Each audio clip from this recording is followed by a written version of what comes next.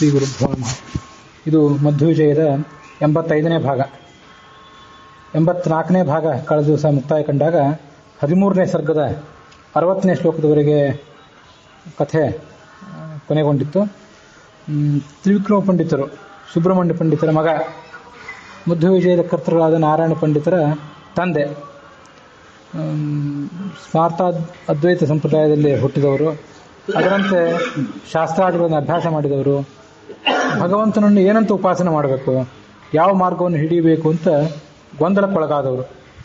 ಉಪನಿಷತ್ ಮೊದಲಾದದ್ದು ನಮಗೆ ಅಲ್ಪ ಬುದ್ಧಿಗಳಾದಂಥವರಿಗೆ ಅರ್ಥವಾಗಲಿಕ್ಕಿಲ್ಲ.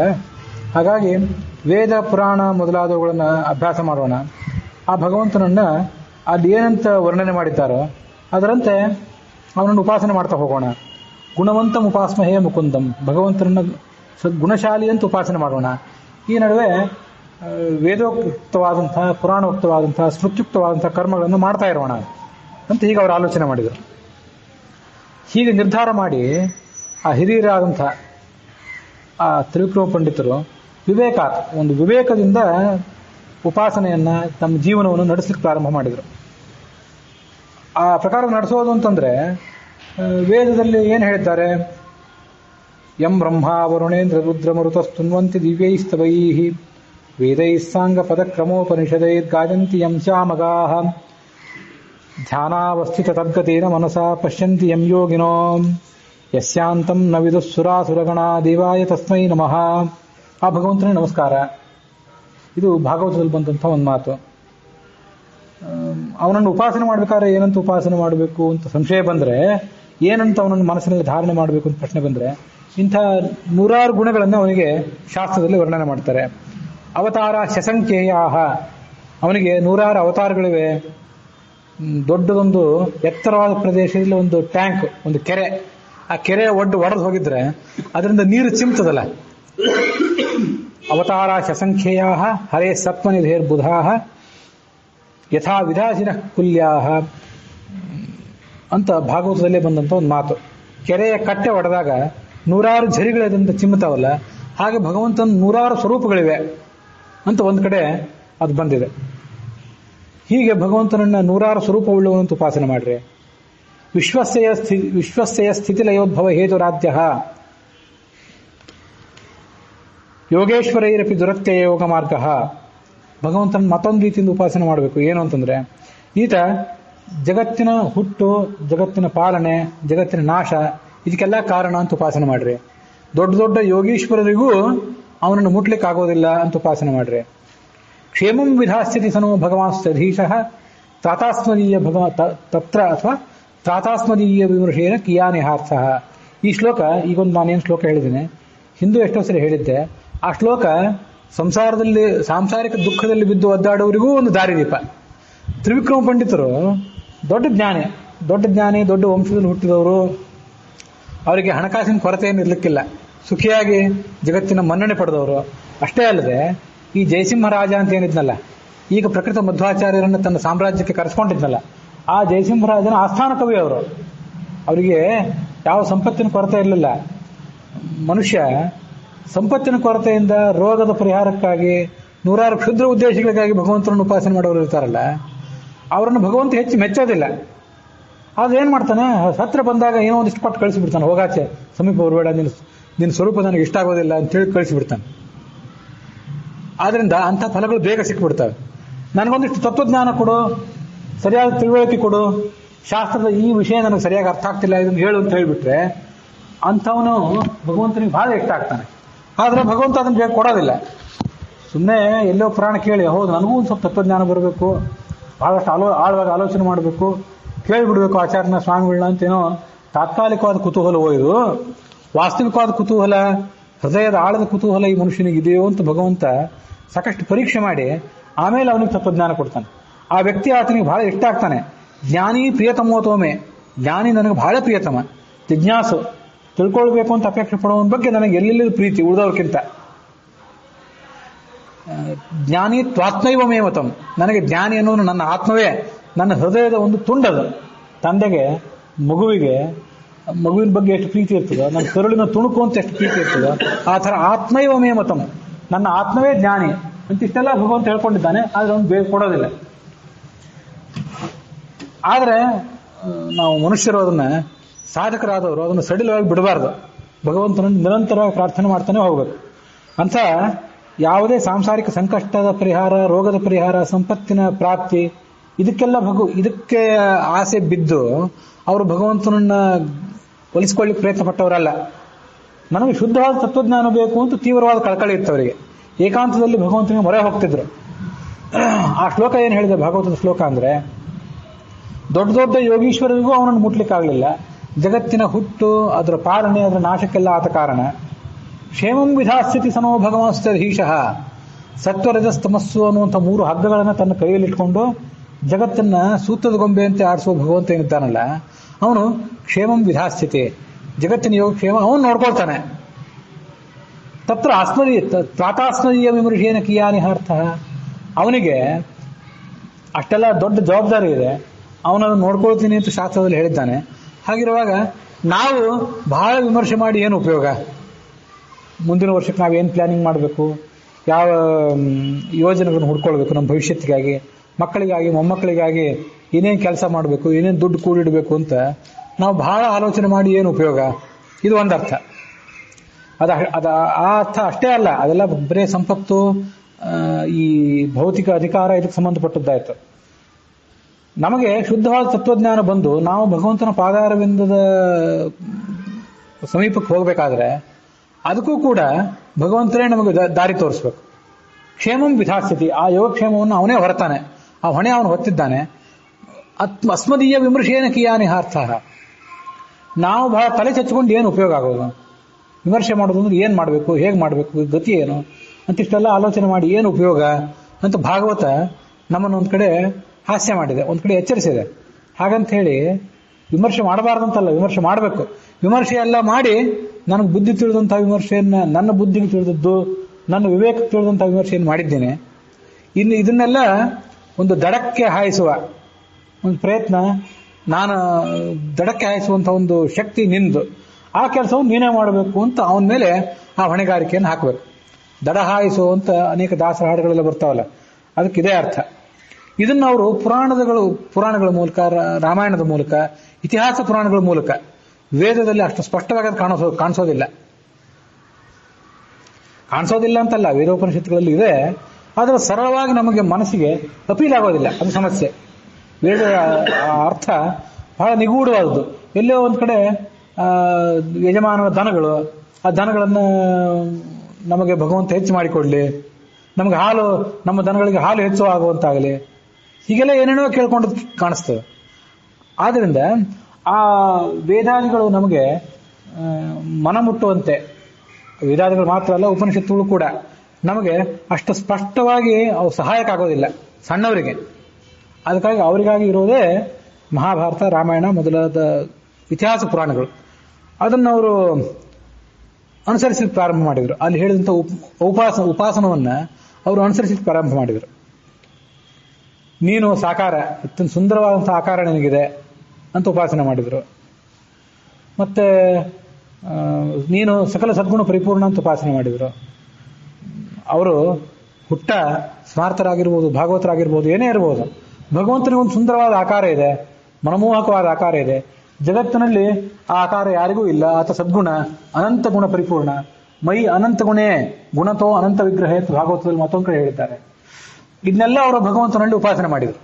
ಮಹಾಭಾರತ ಭಾಗವತಾದಿಗಳಲ್ಲೂ ಕೂಡ ಅವರು ಈಜಾಡಿ ಮುಳುಗೆದ್ದು ಅಲ್ಲಿರುವ ರತ್ನಗಳನ್ನು ಒಳಗೆ ತಂದವರಾಗಿದ್ದರು. ಶಾಸ್ತ್ರ ಮಹಾಭಾರತವೂ ಕೂಡ ತಮ್ ದೇವೋ ದರ್ಶಯಾಮಾಸ ಕೃತ್ವ ಹಯಶಿರೋ ಮಹತ್ ಸಾಂಗಾನ್ ಆವರ್ತಯನ್ ವೇದಾನ್ ಕಮಂಡಲು ತ್ರಿದಂಡ ಧೃಕ್ ಅಂತ ಭಗವಂತನಾದಂತಹ ಹಯಗ್ರೀವನನ್ನು ಒಂದು ಕಡೆ ವರ್ಣನೆ ಮಾಡಿದೆ ಮಹಾಭಾರತ. ಆ ಹಯಗ್ರೀವ ಹೇಗಿರ್ತಾನೆ ಅಂತಂದ್ರೆ, ಬ್ರಹ್ಮನಿಗೆ ತನ್ನೊಂದು ಸ್ವರೂಪ ತೋರಿಸಿದಂತೆ ಹಯಗ್ರೀವ. ನಮಗೆ ಆ ಹಯಗ್ರೀವ ಜಪಮಾಲೆ, ಪುಸ್ತಕ, ಒಂದು ವರಹಸ್ತ, ಜ್ಞಾನಹಸ್ತ, ಈ ಕಡೆ ಒಂದು ಪುಸ್ತಕ, ಒಂದು ಕಿರುಬೆರಳಿಂದ ತನ್ನ ಪಾದ ತೋರಿಸ್ತಿದ್ದಾನೆ, ಮೇಲೆ ಶಂಖ, ಜಪಮಾಲೆ. ಈ ಸ್ವರೂಪ ನಮ್ಗೆ ಗೊತ್ತು. ಮಹಾಭಾರತ ಒಂದು ಮತ್ತೊಂದು ಸ್ವರೂಪವನ್ನು ಹೇಳಿದೆ, ಅದನ್ನ ಹಿಂದೂ ಎಲ್ಲ ಹೇಳಿದ್ದೆ ನಾನು. ಕಮಂಡಲು ತ್ರಿದಂಡ ದೃಕ್, ಒಂದು ಕೈಯಲ್ಲಿ ಕಮಂಡಲು ಹಿಡ್ಕೊಂಡಿದ್ದಾನೆ, ಮತ್ತೊಂದು ಕಡೆ ಋಷಿಗಳು ತಪಸ್ಸು ಮಾಡುವಂಥ ತ್ರಿದಂಡ ಅಂತ ಇರ್ತದಲ್ಲ, ಸನ್ಯಾಸಿಗಳು, ದೊಡ್ಡ ದೊಡ್ಡ ಯೋಗಿಗಳು ಹಿಡ್ಕೊಂಡಿರುವಂಥ ತ್ರಿದಂಡ ಅದನ್ನು ಹಿಡ್ಕೊಂಡಿದ್ದಾನೆ. ಸಾಂಗಾನ್ ಆವರ್ತಯನ್ ವೇದಾನ್, ಷಡಂಗ ಸಮೇತವಾದ ವೇದಗಳನ್ನು ಒಂದು ಸಮನೆ ಮುಖದಿಂದ ಹೊರ ಹಾಕ್ತಿದ್ದಾನೆ. ಎಲ್ಲಾ ಉಪದೇಶಗಳನ್ನ ಆತ ತನ್ನ ಶಿಷ್ಯ ಕೋಟಿಗೆ ಕೊಡ್ತಾ ಇದ್ದಾನೆ. ಅವರಿಗೆ ಬರುವಂಥ ಸಂಶಯಗಳನ್ನು ಪರಿಹಾರ ಮಾಡ್ತಿದ್ದಾನೆ ಅಂತ ಭಗವಂತನನ್ನು ಉಪಾಸನೆ ಮಾಡಿರಿ ಅಂತ ಮಹಾಭಾರತ ವರ್ಣನೆ ಮಾಡಿದೆ. ಆ ಮಹಾಭಾರತದ ಕಥೆ ಅಲ್ಲ, ಸುಮ್ಮನೆ ಪುಕ್ಕಟೆ ಕಥೆ ಅಲ್ಲ. ಅದು ನಮಗೆ ಬಂದಿರುವಂಥ ಪ್ರತಿಯೊಂದು ಸಂಕಟದಿಂದಲೂ, ಅದು ದೈಹಿಕ ಸಂಕಟ, ಸಾಂಪತ್ತಿಕ ಸಂಕಟ ಎಲ್ಲ ಇರಬಹುದು, ಅದು ಬೌದ್ಧಿಕ ಸಂಕಟ ಇರಬಹುದು, ತಳಮಳ ಇರಬಹುದು, ಅದಕ್ಕೆಲ್ಲದಕ್ಕೂ ಉತ್ತರ ರೂಪವಾಗಿ ಹೊರಟಂಥ ಗ್ರಂಥಗಳು. ಅದನ್ನೆಲ್ಲ ಅವ್ರ ಜೀವಮಾನದಲ್ಲಿ ಅಳವಡಿಸ್ಕೊಂಡ್ರು. ಇದು ದೊಡ್ಡವರು ತೋರಿಸಿದಂಥ ದಾರಿ ನಮ್ಗೆ ಒಂದು ಮಾರ್ಗದರ್ಶಕ ಆಗಬೇಕು. ನೂರಾರು ಪ್ರಶ್ನೆಗಳು ನಮಗೆ ಬರ್ಬೋದು, ತಪ್ಪಲ್ಲ, ಬೇಕಾಷ್ಟು ಬರಲಿ ಪ್ರಶ್ನೆಗಳು. ಆದರೆ ಆ ಪ್ರಶ್ನೆಗಳಿಗೆ ಉಳಿದವ್ರು ಏನು ಉತ್ತರ ಹೇಳ್ತಾರೆ, ಅವ್ರಿಗೆ ಏನು ತಿಳಿದಿದೆ ಅಂತ ನಾವು ಅವ್ರನ್ನ ಕೇಳಬೇಕು. ಇಲ್ಲ ಕೇಳಬಾರ್ದು ಅಂತಲ್ಲ, ನಮಗೆ ಪ್ರತ್ಯಕ್ಷವಾಗಿ ಸಿಗೋರು, ನಮ್ಮ ಜೊತೆ ಮಾತಾಡುವವರು ಈಗ ಒಂದಿಷ್ಟು ಜನ ವಿದ್ವಾಂಸರು, ಸ್ವಾಮಿಗಳು ಯಾರ್ಯಾರೋ ಸಿಗ್ತಾರೆ. ಅವ್ರನ್ನ ಕೇಳಬಾರ್ದು ಅಂತಲ್ಲ, ಕೇಳಬೇಕು, ಕೇಳ್ತಾನೆ ಇರಬೇಕು.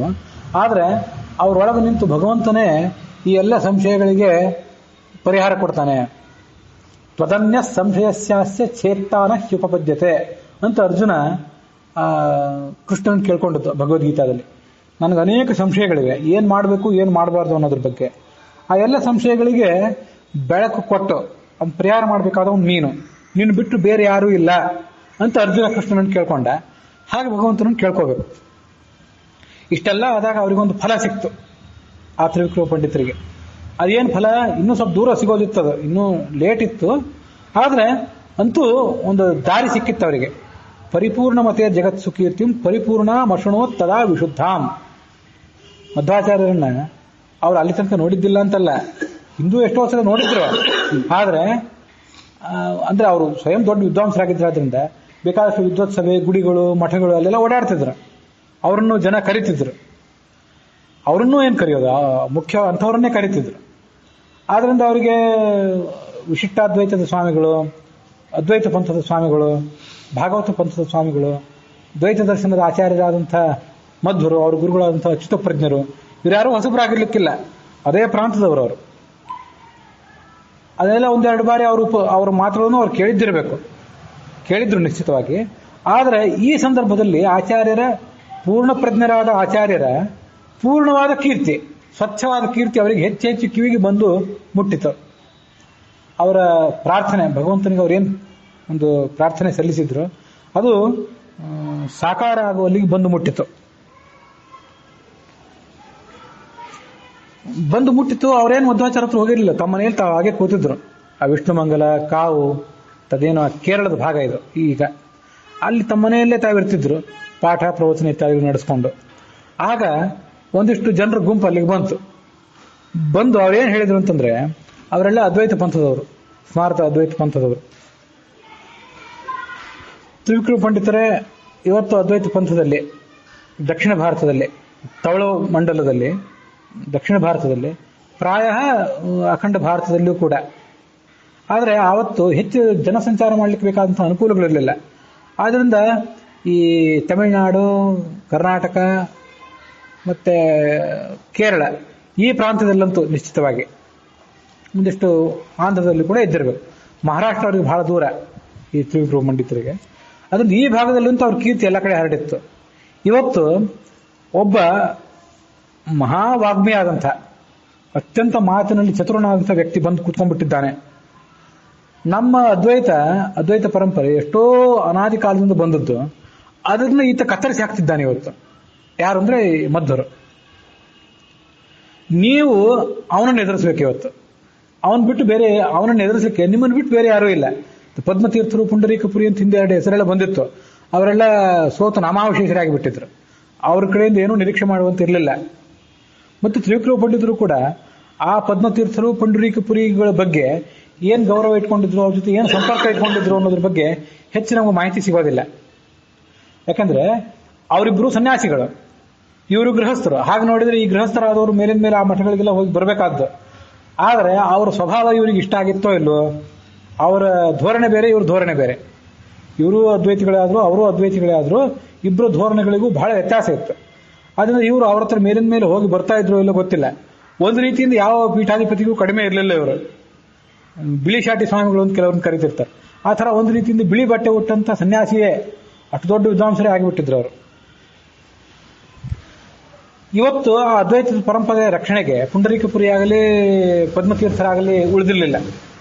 ನೀವು ಆ ಮಧ್ವರನ್ನು ಎದುರಿಸಬೇಕು, ನಮ್ಮ ವೇದಾಂತವನ್ನು ಉಳಿಸಬೇಕು ಅಂದ್ರು ಈ ಜನ. ನೋಡಿ, ನೀವೊಂದು ದೊಡ್ಡ ಆನೆ ಇದ್ದಂತೆ. ಈ ಆನೆ ವಾದಿ ದಂತೀಂದ್ರ ಅಂತ ಕರೀತಾರೆ. ದಂತೀಂದ್ರ ಅಂದ್ರೆ ಸಲಗ, ದೊಡ್ಡ ಮದ್ದಾನೆ. ಎಲ್ಲಾ ವಾದಿಗಳಲ್ಲೂ ದೊಡ್ಡ ಮದ್ದಾನೆ ಅಂತೆ ನೀವು. ಆನೆ ಯಾವುದಾದ್ರೂ ನದಿಗಳಿಗೆ ಸರೋವರಗಳಿಗೆ ಅನಾಯಾಸವಾಗಿ ಹೋಗಿ ಯಾರನ್ನ ತೊಂದರೆ ಕೊಡಬಹುದೇನೋ ಅಂತ ಭಯ ಇಲ್ಲದೆ, ಹಿಂಜರಿಕೆ ಇಲ್ಲದೆ ಅಲ್ಲಿ ಹೋಗಿ ಮುಳುಗಿ ಗದ್ದಲ ಎಬ್ಬಿಸಿ ಅದನ್ನೆಲ್ಲ ತನ್ನ ವಶ ಮಾಡ್ಕೊಂಡು ಬಂದುಬಿಟ್ಟಿರ್ತದೆ. ಹಾಗೆ ವೇದಗಳೆಂಬ ನದಿಗಳನ್ನ ನೀವು ಮುಳುಗಿ ಬಂದಿದ್ದೀರಿ ಆನೆಯಂತೆ. ಮತ್ತೆ ಸಾಂಖ್ಯ, ಯೋಗ, ನ್ಯಾಯ, ವೈಶೇಷಿಕ, ಪೂರ್ವಮೀಮಾಂಸಾ, ಉತ್ತರ ಮೀಮಾಂಸಾ ಅನ್ನುವಂಥ 6 ದರ್ಶನಗಳು, ಮುಖ್ಯವಾಗಿ 6 ವೈದಿಕ ದರ್ಶನಗಳು ನಮ್ಮಲ್ಲಿ. ಇವಿಷ್ಟೇ ಭಾರತೀಯ ದರ್ಶನಗಳು, ವೈದಿಕ ದರ್ಶನಗಳು ಅಂದ್ರೆ ಇವಿಷ್ಟೇ. ಇನ್ನು ಅವೈದಿಕ ದರ್ಶನಗಳು ಬೇರೆ, ಅವನು ಅವರು ಓದಿದ್ದಿರಬೇಕು, ಅದೇನು ಅವರಿಗೆ ಮೀರಿದ್ದಲ್ಲ. ಸಮಯ ಅಂದ್ರೆ ಸಿದ್ಧಾಂತಗಳು ಅಂತ ಅರ್ಥ. ಆ 6 ದರ್ಶನಗಳಲ್ಲಿ, ಆ 6 ದರ್ಶನಗಳು ಅನ್ನುವಂಥ ಸಾಗರಗಳಲ್ಲಿ ನೀವು ಯಾವತ್ತೂ ವಿಹಾರ ಮಾಡ್ತಿದ್ದೀರಿ.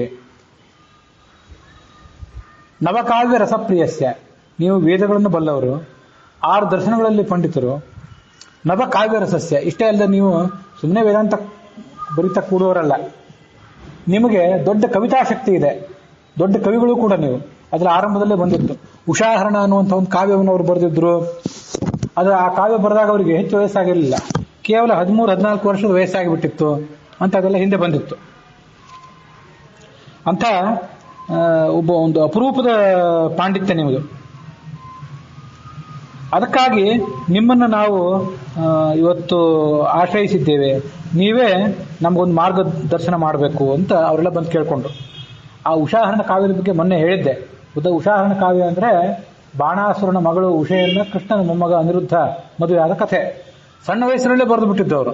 ಸಣ್ಣ ವಯಸ್ಸಿನಲ್ಲಿ ನಮ್ಮಂತ ಎಷ್ಟೋ ಜನ ಹುಡುಗರಿಗೆ ಆ ಗುರುಗಳ ಪಾಠ ಹೇಳಿದ ಅರ್ಥವೂ ಆಗ್ತಿರೋದಿಲ್ಲ. ಇವೊಂದು ಹೊಸ ಕಾವ್ಯವನ್ನೇ ಬರೆದು ಬಿಟ್ಟಿದ್ರು. ಲಕ್ಷ್ಮೀ ಲಾವಣ್ಯ ಪೀಯೂಷ ಪಾನಪಾತ್ರ ಇತಿ ಕ್ಷಣ ಸನೀರ ನೀರದ ಶ್ಯಾಮ ಪಾತುವೋ ಭಗವಾನ್ ಹರಿಹಿ ಅಂತ ಭಗವಾನ್ ಹರಿಯನ್ನು ಸ್ತೋತ್ರ ಮಾಡಿದಂಥ ಒಂದು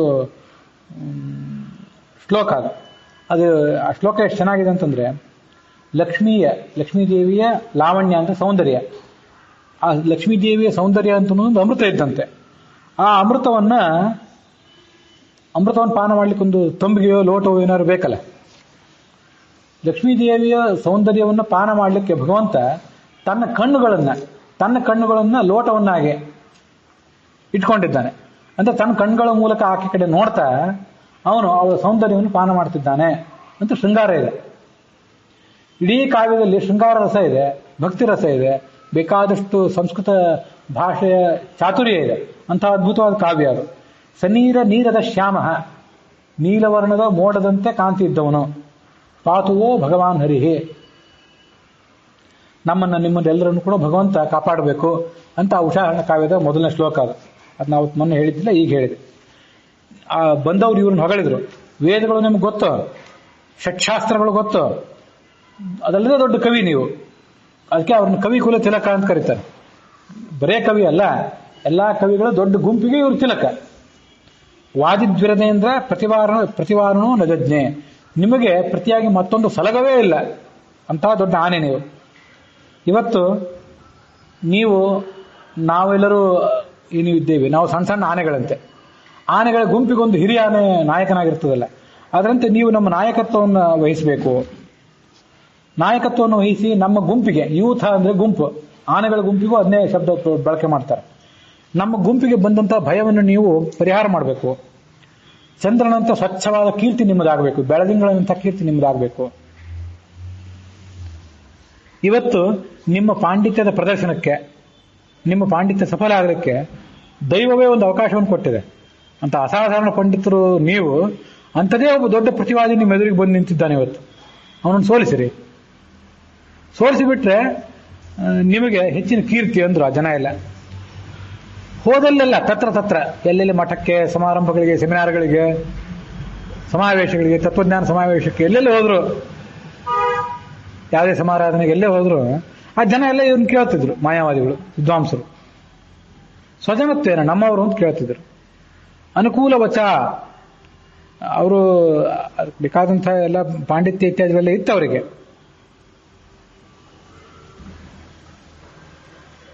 ಆಯ್ತು ನೋಡೋಣ ಅಂತಂತಿದ್ರು. ಮಾಡ್ತೇವೆ ಅಂತ ಹೇಳ್ತಿದ್ರು. ಮಹಿಷ್ಠಮಾನ, ಬೇಕಾದಷ್ಟು ಸ್ಥಾನಮಾನಗಳು ಜಗತ್ತಿನಲ್ಲಿ ಅವರಿಗೆ ಸಿಕ್ಕಿತ್ತು. ಅವರಿಗೆ ಸ್ವಯಂ ಮನಸ್ಸಿನಲ್ಲೇ ಸಂಶಯ ಬಂತು, ಏನ್ ಮಾಡಬೇಕು ಇನ್ನು ಮುಂದೆ, ಅವ್ರನ್ನ ಆಚಾರ್ಯರನ್ನು ಹೇಗೆ ಎದುರಿಸಬೇಕು.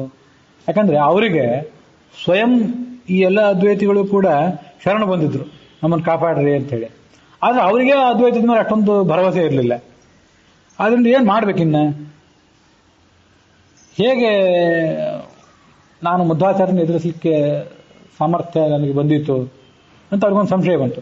ಮತ್ತೆ ಯಾವ ಅದ್ವೈತವನ್ನು ನಾನೇ ಬಲವಾಗಿ ನಂಬಿಲ್ವೋ ಅದನ್ಯಾಕೆ ಅವ್ರ ಮುಂದೆ ಹೋಗಿ ಬಲವಾಗಿ ಸಮರ್ಥನೆ ಮಾಡಬೇಕು, ಇದೊಂದು ಗೊಂದಲ. ಬೇರೆಯವರ ಸಂಶಯ ಪರಿಹಾರ ಮಾಡುವಂತ ಮಹಾವಿದ್ವಾಂಸ ಅವರಿಗೆ ಈಗೊಂದು ಸಂಶಯ ಬಂದ್ಬಿಡ್ತು. ಬಿಡ್ಲಿಲ್ಲ ಅವರು, ಹಾಗೆ ಓಡಾಡ್ತಿದ್ರು. ನೋಡೋಣ ಯಾವ್ದಾರು ಒಂದು ಸಂದರ್ಭ ಬರ್ಬೋದು ಅಂತ ಸುಮ್ಮನೆ ಇದ್ರು. ನಡುವೆ ಎಲ್ಲೆಲ್ಲಾರು ಹೋದಾಗ, ವಾಕ್ಯಾರ್ಥಗಳು ಸಭೆಗಳು ಅಲ್ಲೆಲ್ಲ ಹೋದಾಗ, ತ್ರಿವಿಕ್ರಮ ಪಂಡಿತರು ಅಂದ್ರೆ ಅವ್ರ ಅದ್ವೈತಿಗಳನ್ನ ಮಾತ್ರಕ್ಕೆ ಅವ್ರನ್ನ ಎದುರಿಸೋದು ಉಳಿದವರಿಗೆ ಸುಲಭ ಆಗ್ತಿದ್ದಿಲ್ಲ. ಸ್ವಯಂ ಆಚಾರ್ಯರು ಬಂದಿದ್ರೆ ಅದು ವಿಷಯ ಬೇರೆ ಆಗ್ತಿತ್ತೇನ. ಆಚಾರ್ಯರ ಶಿಷ್ಯರು ಪ್ರಶಿಷ್ಯರು ಯಾರು ಬಂದ್ಬಿಟ್ರೆ ಅವರಿಗೆಲ್ಲ ಇವ್ರನ್ನ ಮನಸೋದಾಗ್ತಿರ್ಲಿಲ್ಲ. ಇವರೇನು ಸಾಮಾನ್ಯರಲ್ಲ.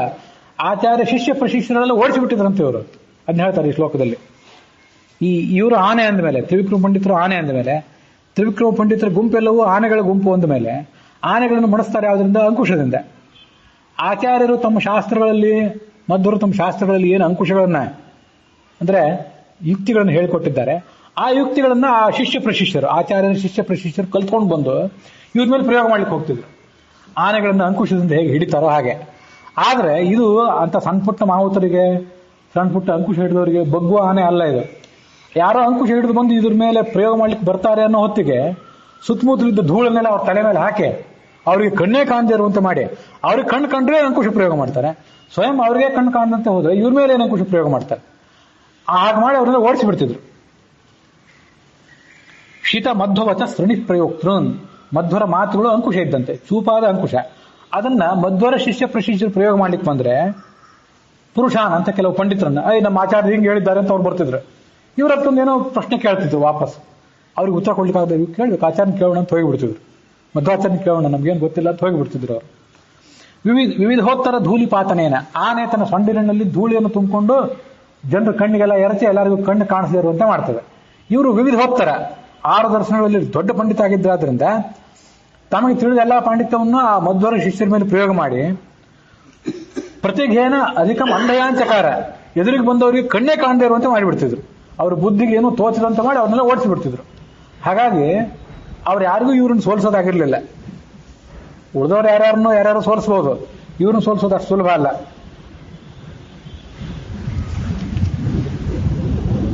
ಆದ್ರೆ ಹಗಲೆಲ್ಲ ಇಂಥ ವಾಕ್ಯಾರ್ಥ ಎಲ್ಲ ನಡೀತಿತ್ತು, ಉಳಿದವ್ರನ್ನೆಲ್ಲ ಸೋಲಿಸ್ತಿದ್ರು.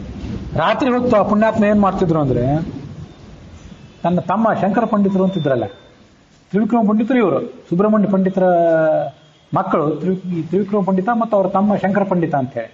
ಶಂಕರ ಪಂಡಿತರು ಒಂದು ರೀತಿಯಿಂದ ಅಣ್ಣನನ್ನು ಓವರ್ಟೇಕ್ ಮಾಡಿಬಿಟ್ಟಿದ್ರು. ಅಣ್ಣ ಹಿಂದೆ ಉಳಿದಿದ್ರು. ಶಂಕರ ಪಂಡಿತರು ಆಚಾರ್ಯ ಹತ್ರ ಹೋಗಿ ಅವ್ರು ಶಿಷ್ಯತ್ವ ವಹಿಸಿಬಿಟ್ಟಿದ್ರು. ಶಿಷ್ಯತ್ವ ವಹಿಸಿದ್ದಲ್ಲದೆ ಆಚಾರ್ಯನ ಲೈಬ್ರರಿಯನ್ ಆಗಿಬಿಟ್ಟಿದ್ರು. ಲೈಬ್ರರಿಯನ್ ಮತ್ತು ಕ್ಯೂರೇಟರ್ ಆಗಿಬಿಟ್ಟಿದ್ರು. ಈಗಿನ ಕಾಲದಲ್ಲಿ ಲೈಬ್ರರಿಯನ್ಗಳು ಅಂತಂದ್ರೆ ಅವರು ಲೈಬ್ರರಿ ಮಾತ್ರ ಮೇಂಟೈನ್ ಮಾಡ್ತಾರೆ, ಕ್ಲಾಸಿಗೆ ಬಂದು ಅವ್ರು ಲೆಕ್ಚರ್ ಹೇಳೋದಿಲ್ಲ. ಆ ಲೆಕ್ಚರ್ ಎಲ್ಲಿ ಹೇಳ್ತಾರೆ? ಲೈಬ್ರರಿ ಸೈನ್ಸಿಂದೇ ಕ್ಲಾಸ್ ಇದ್ರೆ ಅಲ್ಲಿ ಕ್ಲಾಸ್ ಹೇಳ್ತಾರೆ, ಉಳಿದ ಸಂದರ್ಭದಲ್ಲಿ ಅವ್ರು ಕ್ಲಾಸ್ ಹೇಳೋದಿಲ್ಲ ಅಂತ ಲೈಬ್ರರಿ. ಈಗ ಏನಾಗ್ಬಿಟ್ಟಿದೆ ಅಂದ್ರೆ ಈ ಜ್ಞಾನಗಳನ್ನ ಶಾಖೆ ಮಾಡಿ, ಈ ಶಾಖೆ ಅವನಿಗೆ ಗೊತ್ತಿಲ್ಲ, ಆ ಶಾಖೆ ಇವನಿಗೆ ಗೊತ್ತಿಲ್ಲ, ಇಬ್ರು ಪರಾವಲಂಬಿಗಳು ಅನ್ನುವಂಥ ಪರಿಸ್ಥಿತಿ ಈಗಿದೆ. ಹಾಗಲ್ಲ, ಆಗಿನ ಕಾಲದಲ್ಲಿ ಪ್ರತಿಯೊಬ್ಬರಿಗೂ ಗೊತ್ತಿರ್ತಿತ್ತು ಬಹುತೇಕ. ಅದಕ್ಕಾಗಿ ತ್ರಿವಿಕ್ರಮ ಪಂಡಿತರಿಗೆ ಸ್ವಯಂ ವೇದಗಳು ಗೊತ್ತಿತ್ತು, ವೇದಾಂಗಗಳು ಗೊತ್ತಿತ್ತು, ಕಾವ್ಯದಲ್ಲಿ ಅವರಿಗೆ ಪ್ರಾವೀಣ್ಯ ಇತ್ತು, 6 ದರ್ಶನಗಳಲ್ಲಿ ನಿಷ್ಣಾತ ಪಂಡಿತರಾಗಿದ್ದರು ಅಂತ ಅದಕ್ಕೆ ಹೇಳಿದ್ರು ಅದನ್ನು. ಆ ಶಂಕರ ಪಂಡಿತರು ಆಚಾರ್ಯರ ಗ್ರಂಥ ಪಾಲಕರಾಗಿಬಿಟ್ಟಿದ್ರು. ಅವರು ದೊಡ್ಡ ವಿದ್ವಾಂಸರೇ ಆಗಿದ್ರು. ಆಚಾರ್ಯ ಬಹಳ ಪ್ರಿಯ ಶಿಷ್ಯರಾಗಿ ಆಚಾರ್ಯರು ತಮ್ಮ ಅಮೂಲ್ಯವಾದ ಗ್ರಂಥ ಸಂಪತ್ತನ್ನಲ್ಲ ತಾವು ಬರೆದದ್ದಷ್ಟೇ ಅಲ್ಲ, ದೇಶಾಂತರದಲ್ಲಿ ಎಲ್ಲೆಲ್ಲೋ ಬೇರೆ ಬೇರೆ ಕಡೆ ಹೋಗಿ ಅಲ್ಲಿಂದ ತಂದದ್ದು ಪುಸ್ತಕಗಳು, ಮತ್ತೆ ಅದನ್ನು ಕಾಪಿ ಮಾಡ್ಕೊಂಡು ತಂದಿಟ್ಟದ್ದು. ನಾನೆಲ್ಲ ಹಿಂದೆ ಹೇಳಿದ್ದೆ, ಆವಾಗೆಲ್ಲ ತಾಳಪತ್ರದಲ್ಲೇ ಪುಸ್ತಕಗಳು ಇರ್ತಿತ್ತು. ಅದನ್ನೆಲ್ಲ ಕಾಪಿ ಮಾಡಿಕೊಂಡು ಬಹಳ ಸುರಕ್ಷಿತವಾಗಿ ಎತ್ತಿಡಬೇಕಾಗ್ತಿತ್ತು. ಆ ಎಲ್ಲ ಕೆಲಸವನ್ನು ಇವ್ರು ಮಾಡಿದ್ರು. ಶಂಕರ ಪಂಡಿತರು ಅಂದ್ರೆ ತ್ರಿವಿಕ್ರಮ ಪಂಡಿತರಿಗೆ ಹೇಳಿ ಕೇಳಿ ತಮ್ಮ ಯಾವಾಗಾದ್ರೂ ಈ ಅಣ್ಣ ತಮ್ಮನ ಮನೆಗೆ ಬರ್ತಿದ್ರು. ತಮ್ಮನ ಮನೆಗೆ ಬಂದು ಉಳಿದವರೆಲ್ಲ ಮಲ್ಕೊಂಡ ಮೇಲೆ ರಾತ್ರಿ ಆ ಪುಸ್ತಕಗಳನ್ನು ಓದ್ತಾ ಕೊಡ್ತಿದ್ರು. ಹಗಲೆಲ್ಲ ಬೇರೆಯವ್ರನ್ನ ಸೋಲಿಸ್ತಾ ಇದ್ರು, ಆದ್ರೆ ರಾತ್ರಿ ಮಾತ್ರ ತಾನು ಅದರಲ್ಲಿ ಮಗ್ನರಾಗಿರ್ತಿದ್ರು. ಪ್ರಚುರ ಪ್ರಜ್ಞೆ ಮನೋಜ್ಞ ಶಾಸ್ತ್ರ ಸಾರಂ. ಪ್ರಚುರ ಪ್ರಜ್ಞೆ ಅಂದ್ರೆ ಪೂರ್ಣ ಪ್ರಜ್ಞೆ. ಅವರ ಅತ್ಯಂತ ಸುಂದರವಾದ ಶಾಸ್ತ್ರದ ಸಾರವನ್ನ ಅಪರಾವಿದಿತ ಬೇರೆ ಯಾರಿಗೂ ಗೊತ್ತಾಗಬಾರ್ದು. ಇದೇನ್ರಿ ಕಳ್ತನದಲ್ಲಿ ಹೋಗಿ ಅದನ್ನು ಓದ್ತಿದಾರಲ್ಲ ಅಂತ ಅನಿಸಬಾರ್ದು ಬೇರೆ ಯಾರಿಗೂ. ಗೊತ್ತಾದ್ರೆ ಶಂಕರ ಪಂಡಿತರಿಗೆ ಗೊತ್ತಾಗಲಿ ಅಡ್ಡಿ ಇಲ್ಲ, ಉಳಿದವ್ರಿಗೆ ಗೊತ್ತಾಗಬಾರ್ದಲ್ಲ. ಪ್ರಸಾದ ಗರ್ಭಂ ವಿದತೌ ವಿಸ್ಮಯ ಮಾಯಂತ ಮಾಂತರಂ ಮಹಾಂತಂ.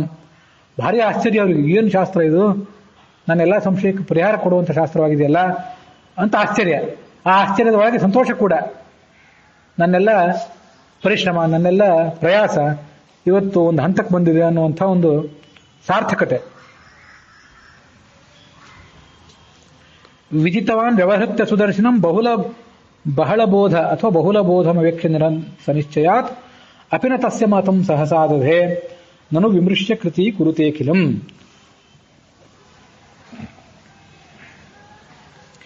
ಬಹಳ ಬೋಧಂ ಅವೇಕ್ಷ್ಯ. ಆಚಾರ್ಯರು ಈ 15ನೇ ಸರ್ಗದಲ್ಲಿ ಮಧ್ವರ ಜೊತೆ ವಾದ ಮಾಡಿದ್ದರ ವರ್ಣನೆ, ಮಧ್ವರು ಮತ್ತು ತ್ರಿವಿಕ್ರಮ ಪಂಡಿತರು ವಾದ ಮಾಡಿದ್ರ ವರ್ಣನೆ ಇದೆ. ಅದೇನು ಮೊದಲನೇ ಭೇಟಿ ಅಲ್ಲ, ಮೊದಲನೇ ಅನೇಕ ಬಾರಿ ನೋಡಿದ್ರು. ಆವಾಗಲೇ ಆ ಶಾಸ್ತ್ರವನ್ನೆಲ್ಲ ಅವರು ಅರ್ಥ ಮಾಡ್ಕೊಂಡಿದ್ರು. ಆ ಶಾಸ್ತ್ರ ಎಂಥದ್ದು, ಶ್ರೇಷ್ಠವಾದ ಶಾಸ್ತ್ರ, ಆಚಾರ್ಯ ಶಾಸ್ತ್ರ ಅನ್ನೋದನ್ನೆಲ್ಲ ಅವ್ರು ತಿಳ್ಕೊಂಡಿದ್ರು. ತಿಳ್ಕೊಂಡ್ರು ಒಮ್ಮೆಲೆ ಹೋಗೋದಕ್ಕೆ ಅವರು ಅದನ್ನು ಆಯ್ತು ಒಪ್ಕೊಂಡ್ಬಿಡೋಣ ಅಂತ ಅವರನ್ನು ಒಪ್ಕೊಂಡ್ಬಿಡ್ಲಿಲ್ಲ. ಅಪಿನ ತಸ್ಯ ಮತಂ ಸಹಸಾದದೆ. ಆಚಾರ್ಯ ಸಿದ್ಧಾಂತವನ್ನು ಅವಸರದಲ್ಲಿ ಅವರು ಸ್ವೀಕಾರ ಮಾಡಲಿಲ್ಲ. ಯಾಕೆಂದ್ರೆ ನಾನು ವಿಮೃಶ್ಯ ಕೃತಿ ಕುರುತೆ ಕಿಲಂ. ವಿವೇಕಿಯಾದವನು, ವಿಮರ್ಶಾತ್ಮಕ ಬುದ್ಧಿ ಇದ್ದವನು ಪ್ರತಿಯೊಂದು ಕೆಲಸವನ್ನು ವಿಮರ್ಶೆ ಮಾಡಿ ಮಾಡ್ತಾನೆ, ಯಾವುದನ್ನು ಅವಸರದಲ್ಲಿ ಮಾಡೋದಿಲ್ಲ. ಹೆಜ್ಜೆ ಇಟ್ಟ ಮೇಲೆ ಹಿಂತಗೊಳ್ಳೋದಿಲ್ಲ. ಯಾಕೆಂದ್ರೆ ಇವರೀಗ ಒಂದು ರೀತಿ ಮತಾಂತರ ಹೊಂದುವ ಪರಿಸ್ಥಿತಿಯಲ್ಲಿದ್ದಾರೆ. ಅದ್ವೈತಿಗಳಾಗಿದ್ದವರು ದ್ವೈತಿಗಳಾಗುವ ಪರಿಸ್ಥಿತಿಗೆ ಬಂದಿದ್ದಾರೆ. ಅದೇನೋ ಸುಮ್ಮನೆ ಒಂದು ಮತಾಂಧತೆ ಆಗಿಬಿಡಬಾರ್ದಲ್ಲ. ಪುರಾಣ ವೈರಾಗ್ಯ, ಸ್ಮಶಾನ ವೈರಾಗ್ಯ, ಪ್ರಸೂತಿ ವೈರಾಗ್ಯ ಇದ್ದಂತೆ ಅವಸರದಲ್ಲಿ ಏನೋ ತೀರ್ಮಾನ ತಗೊಂಡಂತೆ ಆಗಿ ನಾಳೆ ಅದೇ ಚೆನ್ನಾಗಿತ್ತು ಅಂತ ಅನ್ಸೋದು, ಒಮ್ಮೆ ಇದು ಚೆನ್ನಾಗಿತ್ತು ಅಂತ ಅನ್ಸೋದು. ಇಂಥ ಚಂಚಲ ಮನಸ್ಕತೆಗೆ, ಚಂಚಲವಾದಂಥ ಪರಿಸ್ಥಿತಿಗೆ ಅದು ಕಾರಣ ಆಗಬಾರ್ದಲ್ಲ. ಅದಕ್ಕಾಗಿ ಅವರು ಅದನ್ನು ಆಕಸ್ಮಿಕವಾಗಿ ಸ್ವೀಕಾರ ಮಾಡಲಿಲ್ಲ. ಇದು ಬಹಳ ಮಹತ್ವದ್ದು ಈ ಮಾತು. 15ನೇ ಸರ್ಗದಲ್ಲಿ ವಾದ ಮಾಡಿ ಕ್ಷಮ್ಯತಾಂ ನಾಥ ಚಾಪಲಂ, ಸ್ವಾಮಿಗಳೇ ನನ್ನ ಕ್ಷಮೆ ಮಾಡ್ರೆ, ಇಲ್ಲಿ ತನಕ ನಿಮ್ಮ ಜೊತೆ ವಾದ ಮಾಡಿದೆ, ನಿಮ್ಮ ದಾಸನನ್ನ ಸ್ವೀಕಾರ ಮಾಡ್ಕೊಳ್ರಿ ಅಂತ ಮುಂದೆ ಕೇಳ್ತಾರೆ. ಅದಕ್ಕೆಲ್ಲ ಇದು ಮಾರ್ಗ. ಆದರೆ ಅದನ್ನು ಅವರು ಅವಸರದಿಂದ ಮಾಡಲಿಲ್ಲ. ಇವತ್ತು ನಮ್ಮ ಕಾಲ ಹೆಂಗಿದೆ ಅಂದ್ರೆ ನೀವು ನೋಡ್ರಿ, ಯಾರೋ ಒಬ್ರು ಎಲ್ಲೋ ಹುಟ್ಟಿರ್ತಾರೆ, ಅದು ಇನ್ನೊಂದು ಯಾವುದೋ ಒಂದು ಪಂಥವನ್ನು ಮತ್ತೊಂದೇನನ್ನು ಸ್ವೀಕಾರ ಮಾಡ್ತಾರೆ. ಆ ಸ್ವೀಕಾರ ಮಾಡ್ಲಿಕ್ಕೆಲ್ಲ ಏನು ಆಕರ್ಷಣೆ ಅಂತ ಗೊತ್ತಾಗೋದಿಲ್ಲ. ಯಾಕೆ ಸ್ವೀಕಾರ ಮಾಡಿದ್ದೀರಿ ಅಂತಿಲ್ಲ, ಬಹಳ ಕೆಣಕಿ ಕೇಳಿದ್ರೆ ಏನು ಗೊತ್ತಾಗೋದಿಲ್ಲ. ಇಲ್ಲ ಹೀಗೆ ಸುಮ್ಮನೆ ಹೋದ್ವಿ ಅಂತಾರೆ.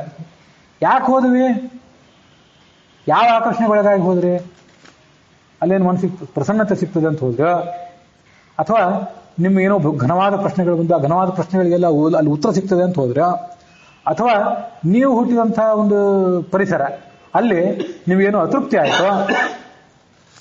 ದೇವರಂತೂ ಎಲ್ಲ ಕಡೆ ಒಬ್ಬನೇ. ನಿಮ್ಮನ್ನ ನೀವು ಹುಟ್ಟಿದ ಪರಿಸರದಲ್ಲಿದ್ದರೂ ನಿಮ್ಮನ್ನು ನೋಡ್ಕೊಳ್ಬೇಕಾದವನು ಅದೇ ದೇವರು, ಎಲ್ಲಿ ಹೋದ್ರು ಅಲ್ಲಿ ನೋಡ್ಕೊಳ್ಬೇಕಾದವನು ಅದೇ ದೇವರು. ಈ ದೇವರು ಬೇರೆ, ಆ ದೇವರು ಬೇರೆ ಅಂತ ಯಾರು ಹೇಳಿದ್ರೆ, ನೀವಾದ್ರೂ ಹೇಳಿದ್ರು ಅಥವಾ ಬೇರೆ ಯಾರು ಹೇಳಿದ್ರು, ಅವರು ಎಲ್ಲರೂ ಅವಿವೇಕಿಗಳೇ. ಅದಕ್ಕೆ ಅರ್ಥವೇ ಇಲ್ಲ. ಮನುಷ್ಯ ಯಾವುದೇ ಮತದಿಂದ ಮತ್ತೊಂದು ಮತಕ್ಕೆ ಟ್ರಾನ್ಸ್ಫರ್ ಆದರೂ ದೇವರಂತೂ ಒಬ್ಬನೇ. ಸರ್ವಜ್ಞ, ಸರ್ವಶಕ್ತ, ಸರ್ವಕರ್ತನ ಅಂತ ದೇವರು ಒಬ್ಬನೇ. ಅವನನ್ನೇ ಬೇರೆ ಬೇರೆ ಹೆಸರಿಂದ ಕರಿತೇವೆ. ನಮ್ಮ ದೇವರು ವಿಷ್ಣು ಅಲ್ಲ, ನಮ್ಮ ದೇವರು ಅಕ್ಬರ್ ಅಲ್ಲ ಅಂತ ಯಾರು ಹೇಳ್ತಾ ಹೋದ್ರೆ ಅವ್ರಿಗೆ ಆ ಶಬ್ದಗಳ ಅರ್ಥವೇ ಗೊತ್ತಿಲ್ಲ ಅಂತ ಅರ್ಥ. ಮೂರ್ಖರಷ್ಟೇ. ವಿಷ್ಣು ಅಂತ ಎಲ್ಲ ಕಡೆ ವ್ಯಾಪಿಸ್ಕೊಂಡಿರೋನು ಅಂತ ಅರ್ಥ. ವಿಷ್ಣು ಒಂದು ವ್ಯಕ್ತಿ ಹೆಸರಲ್ಲ. ಈ ನೀವು ಮುರಳಿ ಅಂತ ಆದ್ರೆ ನೀವು ಮುರಳಿ ಇದ್ದವರನ್ನು ದಾಮೋದರ ಅಂತ ಕರಿಬಾರ್ದು. ಯಾಕಂದ್ರೆ ದಾಮೋದರ ಅಂದ್ರೆ ನಿಮ್ಮ ಅಣ್ಣ, ನಿಮ್ಮ ಅಣ್ಣನನ್ನ ಮುರಳಿ ಅಂತ ಕರಿಬಾರ್ದು, ನಿಮ್ಮನ್ನು ದಾಮೋದರ ಅಂತ ಕರಿಬಾರ್ದು. ಯಾಕಂದ್ರೆ ಇಬ್ಬರದು ವ್ಯಕ್ತಿತ್ವ ಬೇರೆ ಬೇರೆ. ನಿಮಗೆ ನಿಮ್ಮ ಅಪ್ಪ ಮುರಳಿ ಅಂತ ಹೆಸರಿಟ್ರು, ನಿಮ್ಮ ಅಣ್ಣನಿಗೆ ದಾಮೋದರ ಅಂತ ಹೆಸರಿಟ್ರು. ಅವರನ್ನು ನಿಮ್ಮ ಹೆಸರಿನಿಂದ ಕರಿಬಾರ್ದು, ನಿಮ್ಮನ್ನು ಅವ್ರ ಹೆಸರಿಂದ ಕರಿಬಾರ್ದು.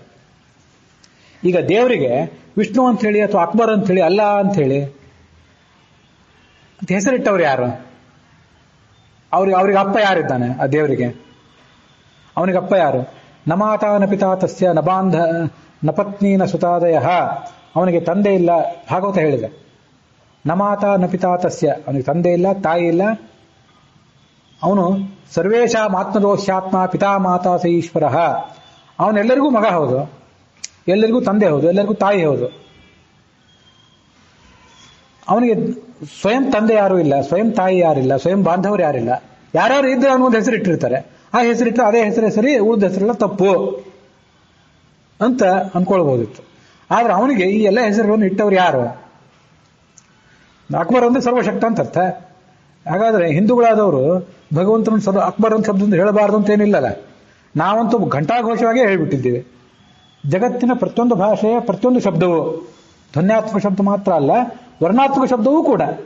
ಆದ್ದರಿಂದ ನೀವು ಸಂಸ್ಕೃತ ಭಾಷೆ ಅಷ್ಟೇ ಅಲ್ಲ, ಕನ್ನಡ ಭಾಷೆ, ಉರ್ದು ಭಾಷೆ, ಇಂಗ್ಲಿಷ್ ಭಾಷೆ, ಯಾವ ಭಾಷೆಯ ಯಾವ ಶಬ್ದವೂ ಕೂಡ ಭಗವಂತನನ್ನು ಹೇಳ್ತದೆ ಅಂತ ನಾವು ಸ್ಪಷ್ಟವಾಗಿ ಹೇಳಿಬಿಟ್ಟಿದ್ದೇವೆ.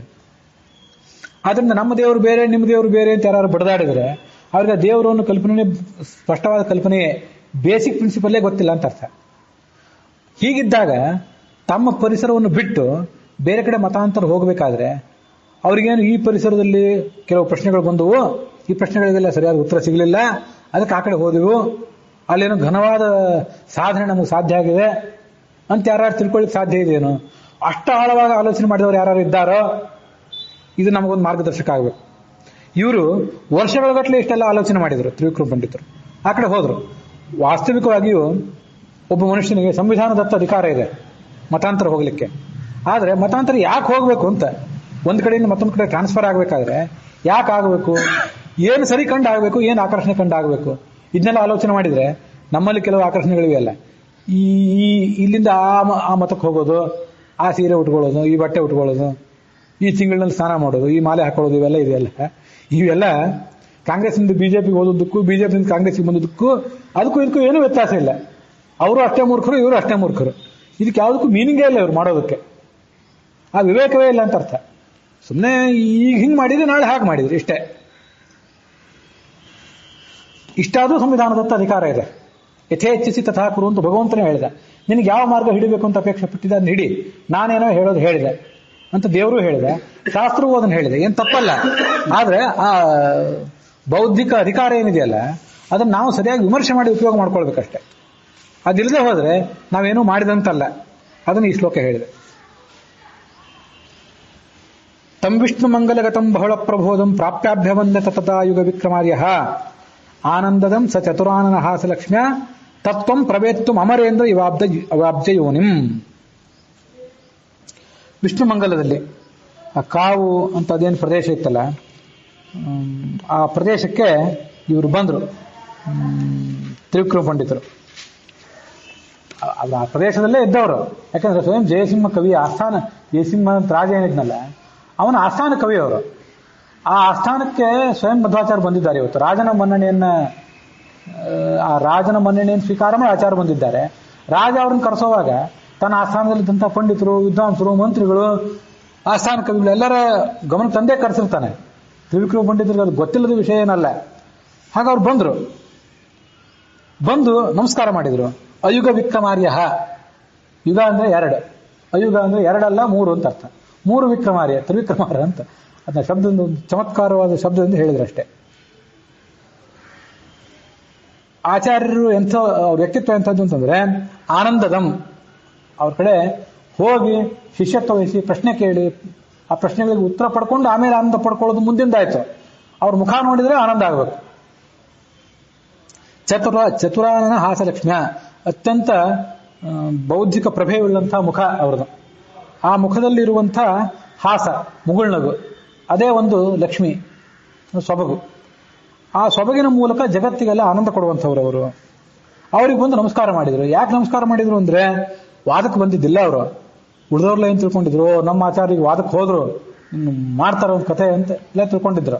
ಅವ್ರು ಬಂದದ್ದು ವಾದಕ್ಕಲ್ಲ, ತತ್ವಂ ಪ್ರವೇತ್ತಂ, ತತ್ವಜ್ಞಾನ ಬೇಕಾಗಿತ್ತು, ಅದಕ್ಕಾಗಿ ಬಂದರು ಅವರು. ಅದು ಹೇಗೆ ಅಂದ್ರೆ ಅಮರೇಂದ್ರ ಇವಾಬ್ಜ ಯೋನಿಂ. ದೇವರಾಜ ಇಂದ್ರ ಚತುರ್ಮುಖ ಬ್ರಹ್ಮನ ಬಳಿಗೆ ಬಂದಲ್ಲ, ಆ ಥರ ಬಂದರು. ಆಚಾರ್ಯರಂತೂ ಚತುರ್ಮುಖ ಬ್ರಹ್ಮನೇ, ಅದ್ರ ಬಗ್ಗೆ ಏನು ವಿವಾದ ಇಲ್ಲ. ತ್ರಿವಿಕ್ರಮ ಪಂಡಿತರು ಯಾರು ನಮ್ಗೆ ಗೊತ್ತಿಲ್ಲ. ಹಿಂದೆ ನಾನು ಪ್ರಸ್ತಾವ ಮಾಡಿದ್ದೆ ನಿನ್ನೆ. ಅದೇನೇ ಇರಲಿ, ಗೊತ್ತಾಗದಿದ್ದ ದೊಡ್ಡ ವಿಷಯ ಅಲ್ಲ. ಇಂದ್ರ ಚತುರ್ಮುಖ ಬ್ರಹ್ಮನ ಬಳಿಗೆ ಹೋದಂತೆ, ತತ್ವವನ್ನು ಉಪದೇಶ ಮಾಡುವಂತ ಹೋದಂತೆ ತ್ರಿವಿಕ್ರಮ ಪಂಡಿತರು ಆಚಾರ್ಯರ ಸಮೀಪಕ್ಕೆ ಬಂದರು. ಇವರು ಬಾಯಿ ಬಿಟ್ಟು ಹೇಳಲಿಲ್ಲ, ಇವ್ರು ಹೇಳ್ದಿದ್ರು ಅವ್ರಿಗೆ ಗೊತ್ತಾಗದೇ ಇರಲಿಲ್ಲ. ಅವ್ರಿಗೆ ಗೊತ್ತಾಯ್ತು ಈ ಮನುಷ್ಯ ಯಾಕೆ ಬಂದಿದ್ದಾನೆ ಅಂತ ಹೇಳಿ. ಇವರು ಎಲ್ಲವನ್ನು ಬಾಯಿ ಬಿಟ್ಟು ಹೇಳಲಿಲ್ಲ. ಛಾಂದೋಗ್ಯ ಉಪನಿಷತ್ತು ಏನು ಹೇಳಿದಂದ್ರೆ, ಇಂದ್ರೋ ಹವೈ ದೇವಾನಾಂ ಅಭಿಪ್ರವ್ರಾಜ ವಿರೋಚನ ಅಸುರಾಣಾಂ. ದೇವತೆಗಳ ಪ್ರತಿನಿಧಿಯಾಗಿ ಇಂದ್ರ ಬಂದ ಚತುರ್ಮುಖ ಬ್ರಹ್ಮನ ಹತ್ರ. ವಿರೋಚನ ಅಸುರಾಣಾಂ. ಪ್ರಹ್ಲಾದ, ಬಲಿ, ವಿರೋಚನ. ಪ್ರಹ್ಲಾದನ ಮಗ ಬಲಿ, ಬಲಿ ಮಗ ವಿರೋಚನ. ಅವನು ದೈತ್ಯರ ಪ್ರತಿನಿಧಿಯಾಗಿ ಇವ್ರ ಕಡೆ ಬಂದ, ಚತುರ್ಮುಖ ಬ್ರಹ್ಮನ ಕಡೆ ಬಂದ. 100 ವೈ ವರ್ಷಾಣಿ ಭಗವಾನ್ ಪ್ರಜಾಪತು ಬ್ರಹ್ಮಚರ್ಯ ಮುವಾಸ. 101 ವರ್ಷ ಕಾಲ ಆ ಚತುರ್ಮುಖ ಬ್ರಹ್ಮನ ಬಳಿಯಲ್ಲಿ ಭಗವಾನ್ ಇಂದ್ರ ಬ್ರಹ್ಮಚರ್ಯದಿಂದ ವಾಸ ಮಾಡಿ ತತ್ವವನ್ನು ಉಪದೇಶ ಮಾಡಿಕೊಂಡ. ಇದು ಉಪನಿಷತ್ತಿನ ಮುಂದೆ ಏನೋ ಇದೆ, ಅವನಿರೋ ಒಂದು ಉಪದೇಶ ಮಾಡಿದ್ರು, ಅದು ಅವ್ರಿಗೊಂದು ಅರ್ಥ ಆಯ್ತು, ಇವ್ರಿಗೊಂದು ಅರ್ಥ ಆಯ್ತು. ಅದೇನೋ ಛಾಂದೋಗ್ಯ ಉಪನಿಷತ್ತಿನಲ್ಲಿ ಬೇರೆ ಸಂಗತಿ ಇದೆ, ಅದಿರಲಿ. ಅಂತೂ ಆ ಚತುರ್ಮುಖ ಬ್ರಹ್ಮನ ಬಳಿಗೆ ದೇವರಾಜ ಬಂದದ್ದು ಛಾಂದೋಗ್ಯ ಉಪನಿಷತ್ತಿನಲ್ಲಿದೆ. ಇದನ್ನು ನೋಡಿ ಕೆಲವರು, ಈ ತ್ರಿವಿಕ್ರಮ ಪಂಡಿತರು ಇಂದ್ರನ ಅವತಾರ ಇರಬೇಕು ಅಂತ ಹೇಳ್ತಾರೆ. ಇನ್ನು ಕೆಲವರು ಇವ್ರನ್ನ ರುದ್ರನ ಅಂಶ ಅಂತ ಹೇಳ್ತಾರೆ.